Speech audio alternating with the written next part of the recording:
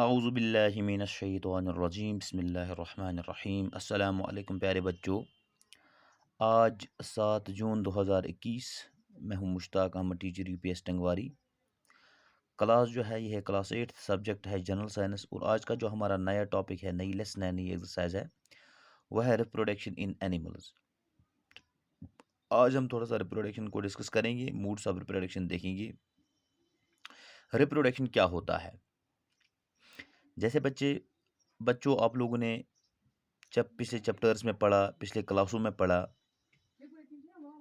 कि हमारी ज़िंदगी के लिए, हमें ज़िंदा रहने के लिए डाइजेशन की जो प्रोसेस है वो कितनी ज़रूरी है, रेस्पिरेशन की जो प्रोसेस है वो कितनी ज़रूरी है, सर्कुलेशन की प्रोसेस कितनी ज़रूरी है, एक्सक्रीशन की प्रोसेस कितनी ज़रूरी है। ये जितनी भी प्रोसेस हमारे जिस्म में होती हैं, ये लाइफ सस्टेनिंग प्रोसेसेस हैं। इन्हीं के ज़रिए से सर्वाइवल ऑफ लाइफ पॉसिबल है। जब तक न एक इंसान में डाइजेशन होगी तब तक उसका गुज़ा हज़म नहीं होगा।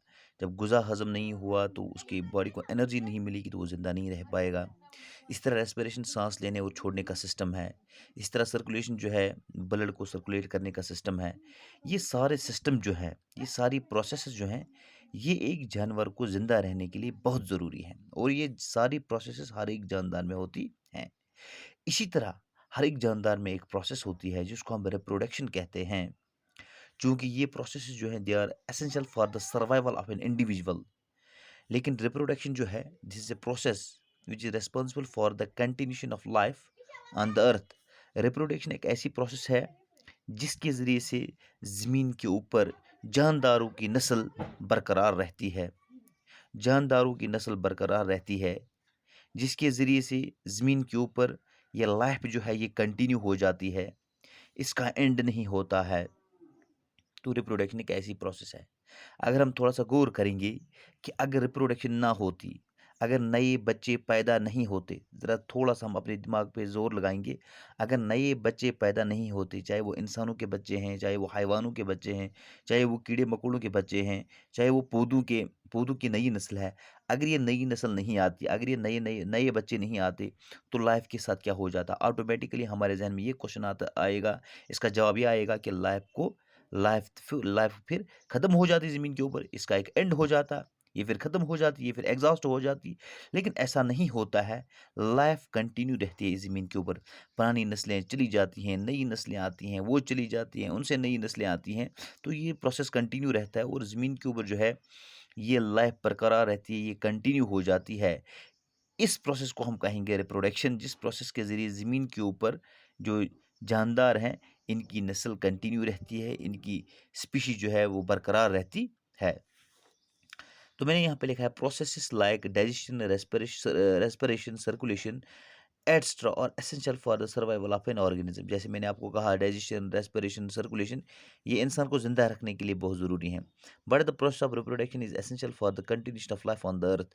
लेकिन रिप्रोडक्शन की जो प्रोसेस है, ये लाइफ कंटिन्यूशन ऑफ लाइफ को ज़मीन के ऊपर बरकरार रखने के लिए ज़रूरी है। If an organism do not reproduce, what would happen? अगर एक ऑर्गेनिज्म रिप्रोड्यूस नहीं करेगा तो क्या होगा? उसकी नस्ल खत्म हो जाएगी, उसकी नस्ल खत्म हो जाएगी।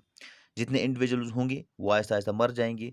तो एक वक्त आएगा जब उसकी नस्ल खत्म हो जाएगी। लेकिन ऐसा नहीं होता है, बल्कि वो रिप्रोडक्शन की मदद से नई नस्ल को तैयार करता है। पुरानी नस्ल चली जाती है, नई नस्ल आती है, तो इससे उस स्पीशी की जो है ज़मीन के ऊपर वो स्पीशी कंटिन्यू रह जाती है। तो हम लिखेंगे यहाँ पे, so reproduction is a process by which organisms produce offsprings of their respective species to ensure the continuation of life.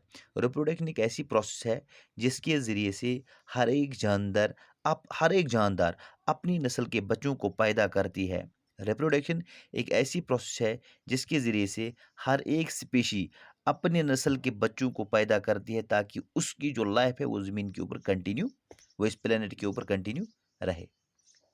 अब जहाँ पे देखेंगे हम मोड्स ऑफ रिप्रोडक्शन क्या है, रिप्रोडक्शन कितने तरीकों से हो जाती है।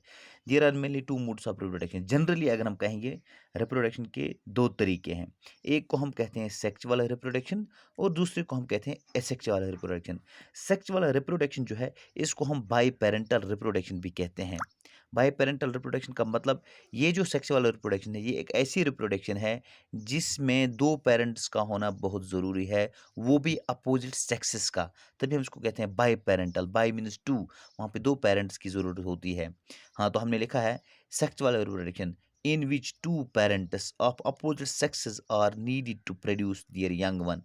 एक ऐसी रिप्रोडक्शन जिसमें 2 सेक्स होने चाहिए, वो भी अपोजिट सेक्स, वो आपस में रिप्रोडक्शन करेंगे और एक नया बच्चा पैदा होगा। जैसे ह्यूमन बीइंग्स में एक मेल और एक फीमेल जब दोनों रिप्रोडक्शन करते हैं तो नए बच्चे को जन्म देते हैं। इस रिप्रोडक्शन को कहेंगे हम सेक्सुअल रिप्रोडक्शन। और दूसरी टाइप जो है एसेक्सुअल रिप्रोडक्शन, ए का मतलब वन, यूनिपेरेंटल। ये ऐसी रिप्रोडक्शन है जिसमें एक ही पेरेंट की ज़रूरत पड़ती है। एक ही पेरेंट जो है दूसरे अपने बच्चों को जन्म देता है।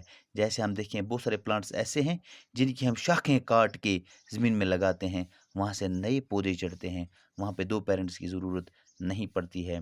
This was all about introduction of reproduction and modes of reproduction. Thank you.